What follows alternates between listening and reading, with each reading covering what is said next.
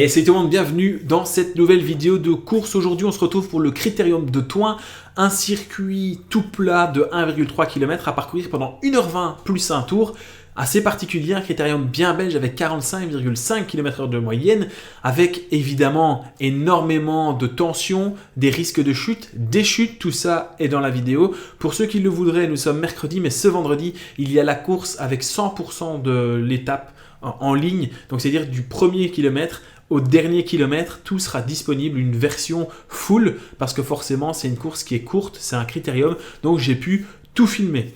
Pour ceux qui débarquent ici et qui ne me connaissent pas, n'hésitez pas à vous abonner ici. On fait des analyses de courses, on apprend à s'améliorer. Aujourd'hui, le mot d'ordre, c'est tenter de s'améliorer sur des courses où ça roule vite. Comment on fait pour rester placé? Et c'est tout le monde, on se retrouve sous la ligne de départ de cette course de Thoin épisode 2. On a déjà été courir là il y a 2 semaines. Victoire du poteau Axel Gilsoul sur ce circuit il y a 2 semaines. Là on remet ça et vous allez voir que je vais faire une stratégie qui me semble être la plus judicieuse pour ce genre de course. C'est de me rester placé dans les 10 premiers et de suivre tous les coups, parce que l'échappée la dernière fois était parti très tôt dans la course. Il nous avait mis un tour, alors certes un tour de 1,3 km, mais un tour quand même, et donc je ne veux pas louper cette échappée. Et s'il y a une échappée, je dois en être. Ça, c'est le mot d'ordre du jour. Donc, vous allez voir que je vais rester placé. Vous allez voir que sur cette course, on va avoir vraiment du chaud. Ça va être extrêmement tendu. On va avoir une vitesse moyenne de dingue, 45,5 km/h de moyenne. Un final vraiment où dans les 10-15 derniers kilomètres, ça a frotté très fort. Vous allez voir tout ça dans cette vidéo. On commence d'abord avec ce circuit que vous avez déjà vu si vous connaissez la chaîne YouTube, avec forcément sur ce circuit un rectangle où on a en fait une longue ligne droite vent de dos, un petit bout pour faire la jonction, une longue ligne droite vent de face, un petit bout pour faire la jonction, circuit de 1 km 300, et il faut vraiment rester placé parce que on connaît le DH, on sait comment ça se passe, il ne faut pas se faire piéger.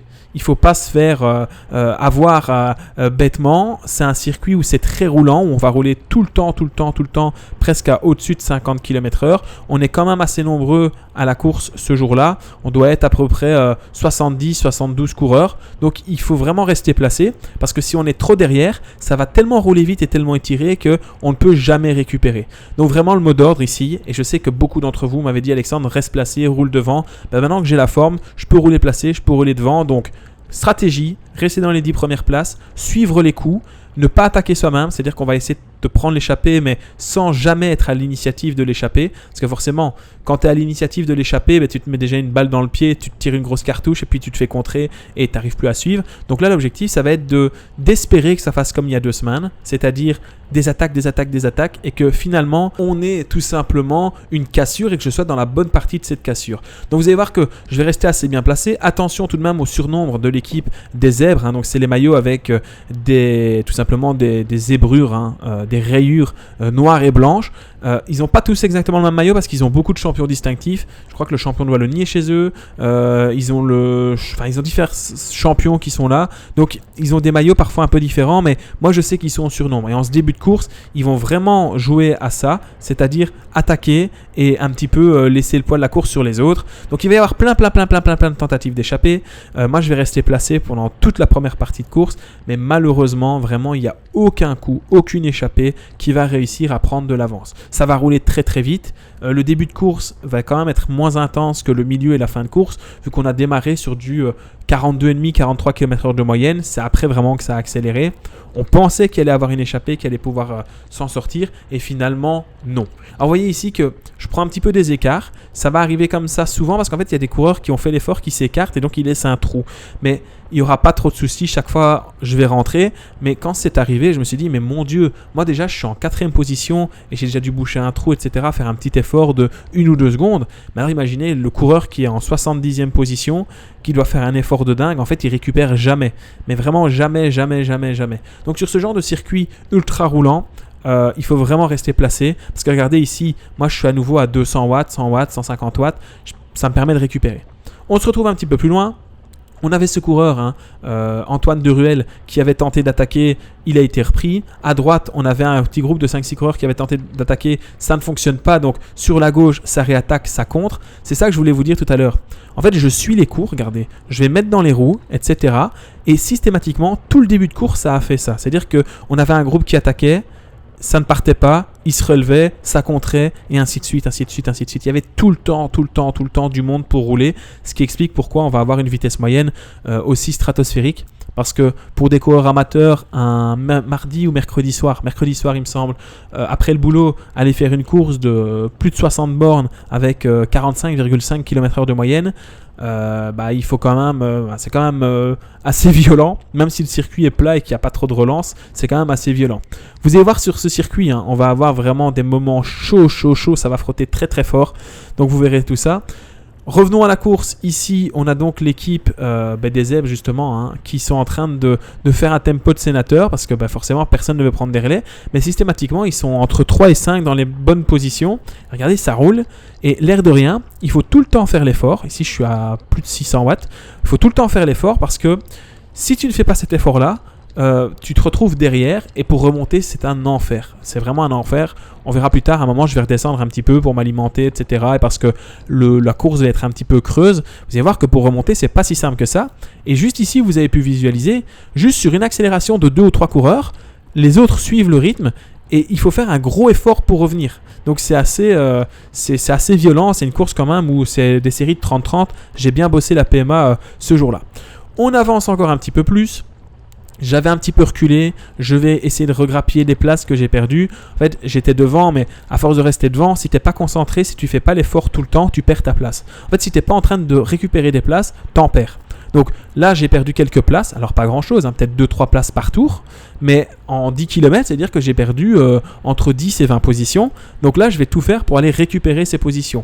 Donc je vais me replacer tout doucement, j'avance et je me repositionne. Parce que forcément, on pourra avoir des surprises. D'ailleurs ici, on est à mi-course, c'est passé assez vite. Vous avez vu que j'ai reculé, parce qu'en fait, après 20 km, je me suis dit, bon, c'est bien sympa, j'arrête pas d'attaquer, ça roule partout, mais l'échappée ne part pas. Donc je me suis dit, Alex, il n'y aura pas d'échappée. Il faut pas se leurrer, il n'y aura aucune échappée, ça ne va pas sortir. Alors oui, il y a des gens qui ont essayé, il y a des coureurs qui ont tenté des dizaines de fois de sortir, mais ils ne prenaient jamais une avance assez considérable. Puis quand ça roule derrière, que ça chasse à 50 km/h, rouler à 50 km/h tout seul pendant 60 bornes, à moins que tu t'appelles Remco ou Wout van Aert, c'est un peu compliqué. Donc voilà. Alors ici, je vais profiter de l'effort justement d'Axel, qui est en blanc ici, qui est le dernier gagnant sur ce circuit, pour aller me repositionner. Donc voilà, hop, je vais aller grappiller quelques places. Donc c'est ce que je vous disais, si vous ne gagnez pas des places, vous êtes en train d'en perdre. Mais là, je fais mon possible pour en gagner. Je récupère une dizaine de places. Et en plus, je récupère une dizaine de places qu'on va appeler gratuites parce que je remonte un peu protégé du vent, comme ça, et en profitant de l'effort d'autres coureurs. Et je peux aller me replacer comme ça. Si je suis dans la roue du numéro 21, Moro-Verleyen, je peux aller me replacer tranquillement dans les 10 premières positions. Et à un moment, en fait, on le voit, regardez le pédalage des coureurs autour de moi quand je suis ici. Ça pédale quand même plus tranquillement que derrière. Alors ici, forcément, on est dans un moment de creux, donc c'est peut-être pas le meilleur exemple, mais vérifiez comme ça, regardez, quand on est à l'avant, ça roule quand même moins fort que quand on est derrière. Alors certes, il y a des gros efforts à faire, comme ici. Là, je suis obligé de suivre l'attaque d'Axel Gilsoul et de Moro-Verleyen. Je suis obligé de boucher le trou. Devant moi, il y a des coureurs qui se sont un peu qui se sont écartés, donc j'ai pas pu accélérer comme je voulais, comme je pouvais. Mais regardez ici, ça a accéléré. Je vais juste reboucher le trou sur les 2-3 coureurs qui sont devant ici, mais je vais pouvoir me poser à un moment. Regardez, hop, voilà, je mets plus de watts, je suis quasiment plus obligé de pédaler, mais parce que j'ai fait l'effort tout de suite dans les roues. Derrière, c'est en file indienne. Derrière, vous avez 65 coureurs qui sont en PLS, en file indienne, en train de devoir pédaler comme des fous. Donc, franchement, là pour le moment, le placement est topissime, je récupère assez bien. Forcément, comme tout à l'heure, dès que ça se relève un petit peu, on roule quand même à 47 km/h, mais dès que ça se relève un petit peu, ça réattaque. Et donc, on a sans cesse un roulement qui se fait et on a tout le temps des gars qui attaquent, même si ce sont des échappées qui ne sont pas dangereuses. On se retrouve un poil plus loin parce que ici, on a encore un petit peu une temporisation. Qui dit temporisation dit que ça roule. Forcément, même si on a des équipes de coureurs, ils vont pas non plus faire le travail pour tout le monde et imposer un gros rythme. Donc ici, ça accélère. On a de nouveau 3 coureurs qui accélèrent. Moi, je veux pas trop non plus y aller tout seul parce que j'ai pas envie de rouler pour tout le monde. Donc je vais me remettre dans la roue du coureur ici, le 196, qui va passer un relais, lui, phénoménal. Regardez-moi ça. Allez, là, je me dis, purée, mais c'est pas possible. Il a un moteur dans son vélo. L'accélération a tellement été brutale que j'étais là en mode de what the fuck, et j'ai perdu la roue, j'ai eu l'impression qu'il avait accéléré comme un dingue. Mais bon, j'arrive à raccrocher la roue ici dans le petit faux plat. Probablement qu'il a été plus puissant que moi au démarrage, mais finalement, sur la durée, j'arrive à reboucher le trou. Il continue son effort alors qu'on a rattrapé les 2 autres coureurs. Et là, je me dis, ok, c'est bon. Voilà enfin peut-être la cassure. Il reste 20 km. Là, je me dis, c'est parti pour un contre-la-montre de 20 bornes. On va partir à 3 ici. Et c'est 3 coureurs qui sont quand même bons rouleurs. Donc, je me dis, c'est possible, c'est envisageable. Donc là, je vais me mettre d'abord à bloc pour rattraper les 2 coureurs qui sont juste devant moi. Alors, ça paraît simple comme ça. On se dit, ouais, mais rebouche le trou. Ouais, mais en fait, ça roule tellement vite que c'est pas si simple que ça de reboucher le trou. Regardez les watts. Je suis quasiment tout le temps au-dessus de 400 watts. J'essaye de m'économiser dès que je peux. Là, finalement, j'arrive à rentrer sans trop pédaler parce que je profite un petit peu de la descente. Mais finalement, on est repris par le groupe. Donc, je me relève, je dis, ok, bon, c'était pas le bon coup. On a pris une avance, mais pas une avance assez conséquente pour pouvoir tout simplement lâcher le peloton. De toute façon, personne n'avait réussi à le faire. Donc, c'est pas à 18 km du sprint final qu'on allait arriver à faire ça. Et par contre, c'est à partir de maintenant que ça va vraiment devenir très très chaud. Ça va vraiment devenir très très chaud. Ça va commencer vraiment à frotter très très fort. En fait, habituellement, il y a une échappée, donc ça frotte un petit peu moins parce que les gens se disent, bon, de toute façon, on va pas se mettre au tas pour aller faire 5e, 6e, 7e, 8e. Les mecs, ils sprintent pour la victoire généralement. Mais là, en fait, tout le monde sent, à partir de ce moment-là, qu'il n'y aura pas d'échappée. Certains l'avaient senti plutôt que d'autres, mais moi, il n'y aura pas d'échappée. Donc, tout le monde va sprinter pour la victoire. Et ça change tout parce que quand tu sprintes pour la victoire, tu as tendance à prendre plus de risques que quand tu ne sprintes pas pour la victoire. Donc, vous allez voir que ici, malgré mon placement, je ne vais pas passer loin du tout, mais vraiment pas du tout, loin de la chute. Ça va être assez chaud et ça va arriver 3 fois. Donc ici, je vais éviter 3 fois en 13 km. Allez, en 12 km, je vais éviter 3 fois la chute. Parce que c'était très tendu. Et la 3e fois, je pense que c'est la seule fois où c'est un petit peu de ma faute. Regardez ici, on va prendre le virage. Et en fait, je ne sais pas ce qui se passe. Pourtant, je suis dans les 10-15 premiers. Il y a un coureur devant qui va freiner délibérément. Alors pourquoi? Bonne question. Et donc, on va tous, moi j'ai été faire un petit tour dans les graviers, on va tous freiner. Alors là, je me suis dit, encore heureux que je suis dans les 15 premiers.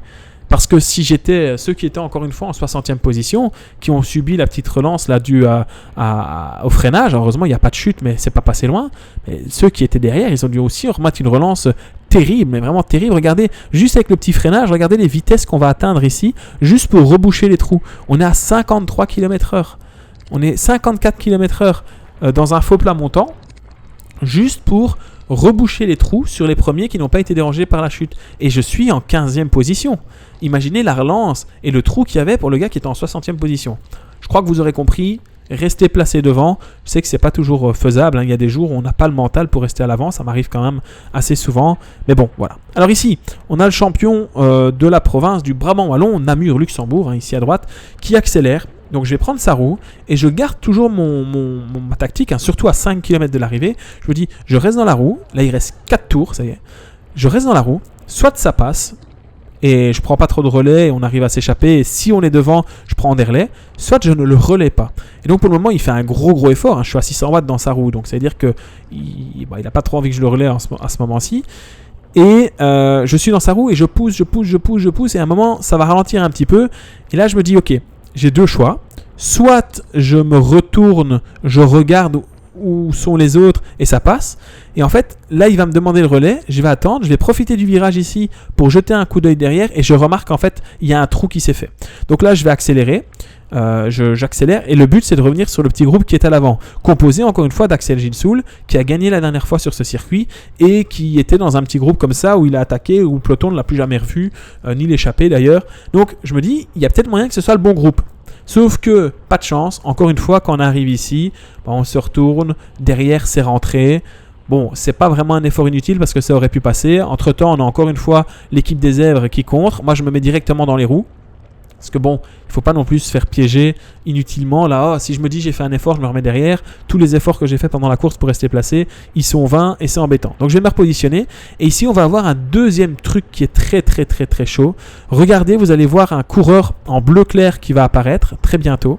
Et je ne sais pas ce que ce coureur fait là. Donc je vais vous expliquer pourquoi je dis ça. Donc voilà, ici à droite, on a un coureur qui est là, le numéro 64. Et ce numéro 64, on est à 3,5 km de l'arrivée et il est lâché. Donc là, il reprend des roues alors qu'il est lâché. Et enfin bref, le coureur de gauche, il sort de sa trajectoire. Le coureur en bleu clair, il sort de sa trajectoire aussi. Ça manque de tomber. Mais vraiment, là, j'en voulais au coureur 64 sur le moment même parce que je me dis, mais purée, il est plus dans la course. On est en pleine préparation de sprint parce qu'on est à 3 km de l'arrivée. Et le mec, il vient se remettre dans les roues, dans les 15 premiers du peloton, et ça frotte, et il s'écarte, et encore un peu, il nous fait tous tomber. Donc là, je vais devoir faire un gros effort. Ça va encore frotter très fort, je vais perdre des places, ce qui explique pourquoi ici, regardez, je suis encore une fois extrêmement mal placé. Donc c'est con, hein. La dernière fois qu'on a couru ici, j'ai couru mal placé toute la course, et finalement, je fais un bon résultat. Et là, je vais courir bien placé toute la course, sauf à la fin. Et patatras, paf, c'est l'embardé. Regardez ici, il y a une chute. Et voilà. Et voilà, là je suis embêté. Je suis quasiment obligé de mettre pied à terre. Je dois redémarrer de zéro. Je vais tout faire pour rentrer. Bon rétablissement à tous ceux qui sont tombés. Je sais bien qu'il y a eu de la casse de matériel. Il y a aussi des gros bobos. Donc écoutez, bon rétablissement à tous ceux qui sont tombés. Je pense à Cédric, justement, qui n'a pas eu de chance. Donc voilà, là, la chute, je l'évite de justesse. Mais bon, de toute façon, là, celle-là, c'est de ma faute, j'étais pas bien placé. D'ailleurs, pour ceux qui veulent, cette vidéo, elle sera en version longue. Donc toute la course est disponible sur la chaîne YouTube, elle sortira bientôt. Donc là, ça sort mercredi, probablement que vendredi, il y aura la course en version longue. Si vous avez fait la course, mais vous pourrez peut-être vous voir à l'image. Et vraiment, c'est juste, il n'y a pas de montage, c'est les rushs avec tout dessus. Et donc, là, je dois me battre, c'est une espèce de course de la montre. C'est un petit peu difficile là parce que je sais bien que je peux plus rentrer parce que le peloton, il prépare le sprint, ça roule à 50 km/h et moi, je peux pas y aller en fait. Je suis cramé vraiment, en plus mentalement, c'est assez difficile. Alors le peloton est pas loin. Je vais finir finalement à 27 secondes de ce groupe, à une place qui est anecdotique. C'est un petit peu dommage parce que j'ai vraiment fait une course qui est quand même pas mal. J'ai fait une chouette course. Donc je vais venir faire 60e sur 71. Donc vraiment, vraiment dégoûté. Vraiment dégoûté. À 26 secondes de la tête du peloton. Mais bon, voilà. J'ai pas su éviter les chutes comme il fallait. C'est un petit peu dommage. Mais c'est le cas. C'est comme ça. Pas de chance. En tout cas, je vous invite à vous abonner si ce n'est pas encore fait, à mettre un pouce bleu, à mettre un commentaire avec la cote pour cette course. Et moi, je vous fais des gros bisous. On se retrouve bientôt en vidéo. Bon, voilà un résultat anecdotique, mais en tout cas, la forme est là. C'était une semaine où j'avais 3 courses, donc on va retrouver très bientôt la vidéo sur la course élite de tout simplement Pot. Et on retrouvera le lendemain la course du Critérium de Molenbeek parce que j'ai été faire une course au cœur de Bruxelles et le résultat est bel et bien là pour cette course. Vous allez voir, vous serez fiers de moi. Moi, je vous dis à bientôt. N'oubliez pas de vous abonner, de commenter, de me mettre une note sur 10 pour cette course. On se retrouve mercredi prochain pour une nouvelle vidéo. Salut!